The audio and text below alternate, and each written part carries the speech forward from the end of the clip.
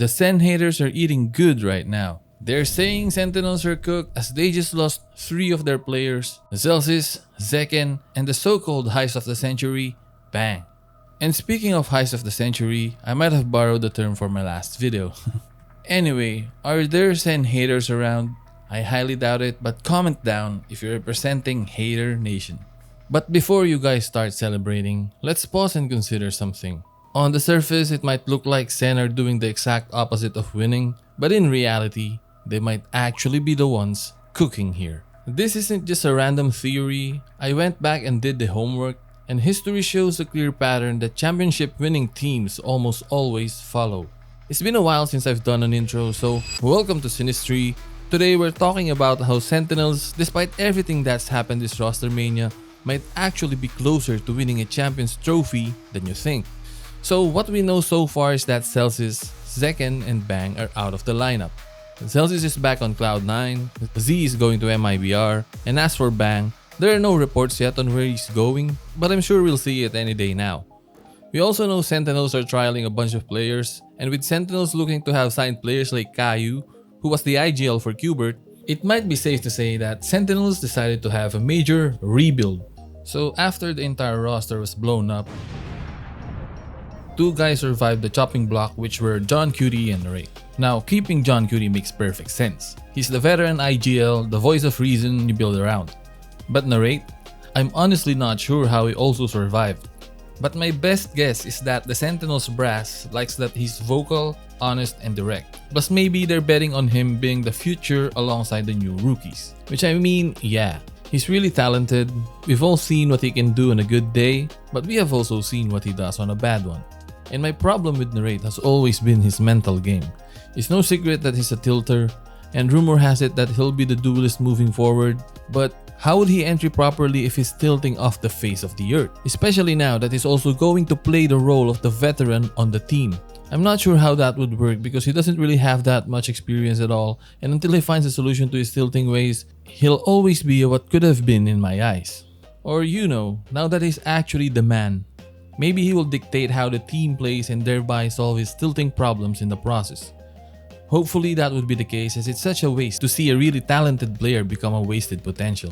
So, all but confirmed, 3 of the roster's core are gone. That's why it's easy for people to think either that this team has lost their spark or that they are cooked so bad. And this might start a war, but what if this SEN Rebuild is the exact move that gets them closer to winning champs? Before I tell you why I think it is, I want to know whether you're on my side or you think I'm not crazy but just a little unwell. Is this a 5D chess move, or have they officially lost their minds? Sound it off in the comments. For us to really understand what SEN is trying to do, we need to look at the historical evidence. So let's look back, because this isn't a theory, it's a statistical fact. In all 5 Valorant champions we have ever had, the consensus number 1 or number 2 favorites have never won. Think about it. In 2021, the favorite was Gambit but Ascent won. In 2022, the favorites were Optic and FPX but Loud won. A brand new roster built around a rookie duelist. In 2023, everyone crowned Fnatic but EG won, led by a tier 3 rookie in Demon 1. In 2024, everyone expected Gen G, but EDG, the team who before winning was just happy to be at an event, actually won. And just now, everyone's money was on PaperX or G2, maybe even Fnatic. But NRG, a team with 3 rookies that almost no one predicted, won the whole thing. History is undefeated. 5 tournaments, 5 underdogs, and 3 of those championships were won by teams running new, unproven talent that the established order completely underestimated. And I'm going on a rant here, but if you think about it, there have been 5 champs tournaments and 0 favorites have actually won, right? And it makes me wonder, is being the favorite actually a curse in Valorant? Or is there just no team strong enough yet to carry that weight and actually win it all? Honestly, because of this video, my obsession with seeing a tournament favorite finally win has grown exponentially. After seeing newcomers and non-favorites win champs, it's getting kinda tiring, don't you think? It feels like when champ season rolls around, we should just expect a dark horse team to win. But I really want to see an actual dominant team be the favorites and actually win for once. But I guess, like people say, Valorant is scripted, so maybe that day will never come. Oh well. I thought Paper X might be that team this year, but Doma is the GOAT. I thought Gen G was destined to win at Seoul, but Sen simply said, "Hold my beer." And speaking of Sen, I almost forgot this is actually a video about them.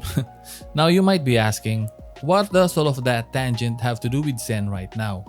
Well, for one, they're now actually building a roster of newcomers. We all know that Sen will always be a clouded team and the expectation to win will always be there no matter what they do. But by doing what they're doing right now, I guess they're purposely veering away from the spotlight so that they can focus on what actually matters: winning. Maybe they actually figured out the formula, you know? A roster full of young, hungry talents and the deceptively low expectation is just the right formula for a team to actually grow within the next season. Because if you look at the roster this season, there were so many expectations for this Sen roster. They were expected to win because 3 of the core who won Masters Madrid were still intact, and I think it got in their heads and messed with their mental. Aside from the fact that they were expected to win, I know it's basically what every team needs to do as per Riot's handbook or whatnot, but come on man, do you seriously think that the Furia guys are dealing with that level of constant scrutiny and expectation? Please. But speaking of Furia, they actually have a decent roster right now, so looking forward to it. But credit where credit is due. If we're talking about the formula, they got something right this season. Tank internationally so everyone forgets you exist. Masters Bangkok? Check. Masters Toronto? Beat Chinese teams and then bounce. Double check. Expectations for champs were successfully lowered beneath the surface. So mission accomplished. The only problem, they bought into those low expectations themselves and didn't actually expect to win. So now Sentinels are rebuilding with a bunch of rookies or newcomers, whatever you want to call them. And the million-dollar question is, why pick newcomers over veteran talent? What advantages do these unproven talents actually bring to the table that established veterans might lack? Well, their biggest upside is their hunger to win. These newcomers aren't just trying to make the league, they're fighting tooth and nail to become mainstays on Tier 1 because have you heard about that Mitch guy from C9? Imagine doing well all year, but they still kicked you out. So yeah, staying in Tier 1 is quite hard to do, especially if you don't have the connections. Compare that to some veterans, or if you want to call them Nepo players, since they're not actually babies, whatever.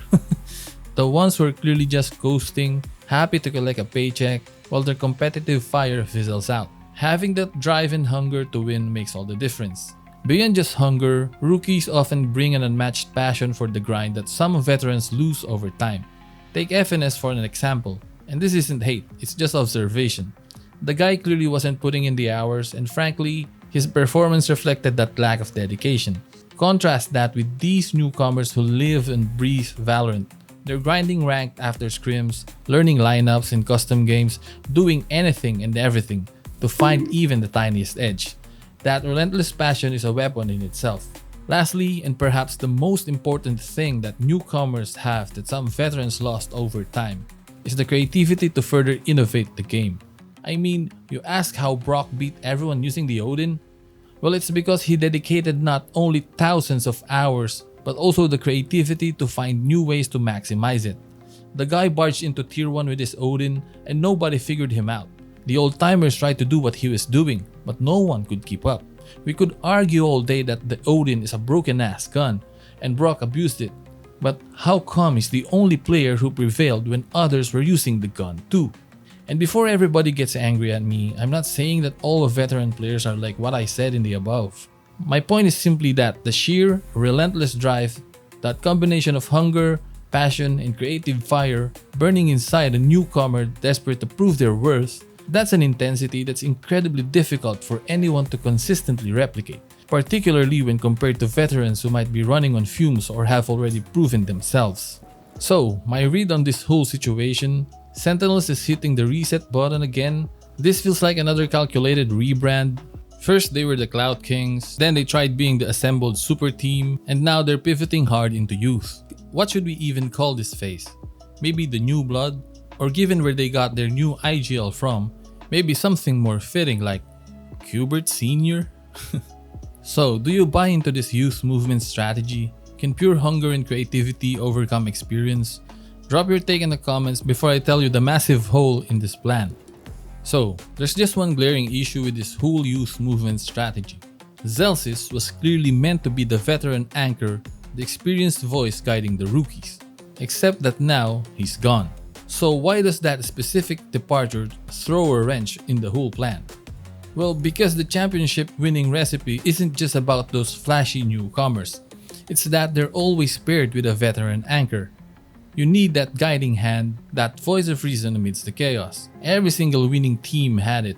Ascend had Bone Cold, Loud relied on Sassy and Sadhack, EG brought in Ethan precisely for this role, EDG had the veteran presence of Kang Kang, and NRG's rookie Miracle was steered by Som, and at this point the ultimate vet, Ethan.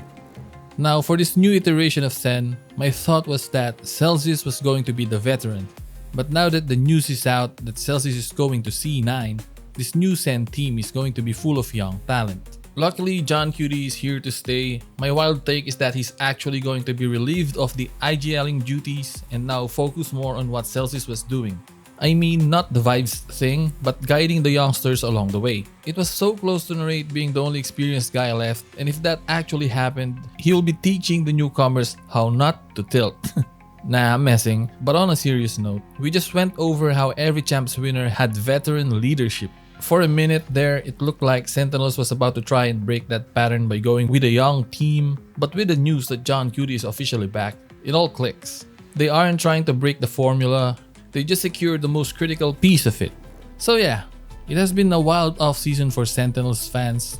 Bang is gone, Zekken is gone, Zellsis as well. It's definitely the end of an era if you ask me. Now we most likely have Caillou as the IGL flex, Redux on Smokes and the other duelist for double duelist comps, Cortesia as the Sentinel, Narrate on duelist, and John Cutie on the initiator flex. Whether this gamble on youth pays off or blows up spectacularly is anyone's guess. But will you still be rooting for Sentinels? I'll see you guys in the comments, leave a like if you enjoyed, hit that sub button so you don't miss out, and I'll see you in the next one. Peace.